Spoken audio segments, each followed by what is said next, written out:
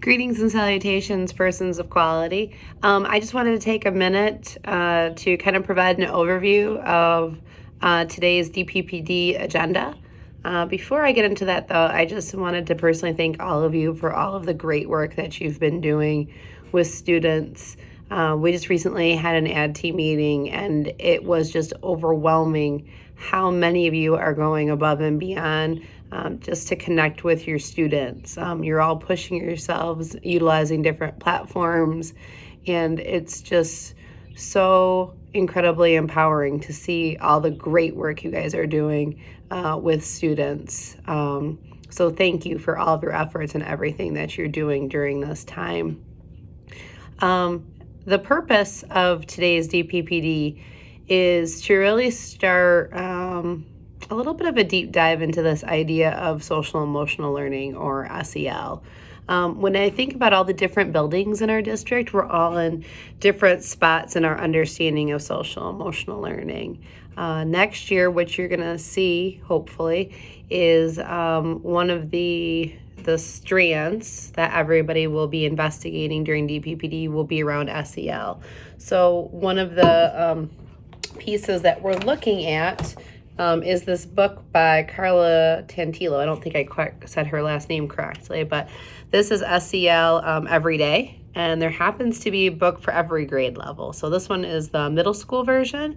They also have a K2 version, a 3, 5, and a high school. And we're looking at doing this district-wide book study next year around SEL and really thinking about different strategies that you can utilize in your classroom to help your students around social emotional learning.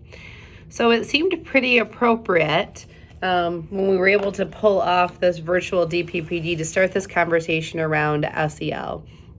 So one of our primary purposes today, if you take a look at the outcomes in the agenda, is that we are going to define social emotional learning specifically for students. And in developing that definition, we're also going to be looking at the 5 competencies of social emotional learning.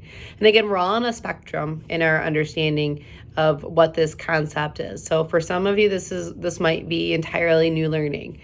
For others of you, it might be just kind of filling in maybe some gaps in your own understanding of SEL. So we're going to define what that looks like for students. Next, what we're going to think about is managing our own social emotional health. In order to do that, we're going to be looking at a book from Elena Aguilar, and it's called Onward, Cultivating Emotional Resilience in Educators. And we're going to be looking at chapter 2 in this book, which deals with emotions and our responses to emotions. When I look at some of the research around SEL, what we find is that often many districts or buildings will implement SEL, and perhaps they'll go and they'll find a curricular resource with specific lessons to help support student understanding. But a piece that is often missed, a step that is often not taken, is that the building or the district doesn't necessarily talk about SEL for adults. And so during this DPPD, we are going to be talking about our own emotions. And for some of us, that might be difficult given the current reality of our times.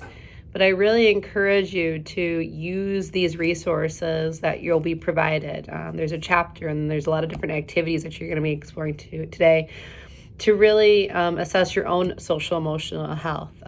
Give yourself that time and that grace to take care of yourself so that when you come back, you will be the best version of yourself for your students.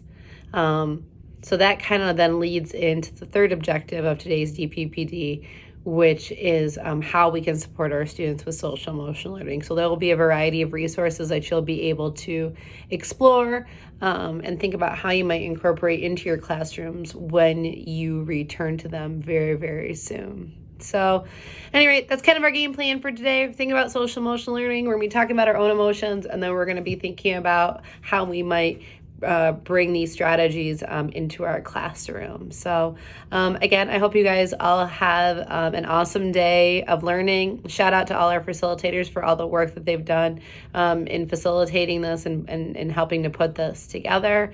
Everybody have a great day. And as always, go Vikes.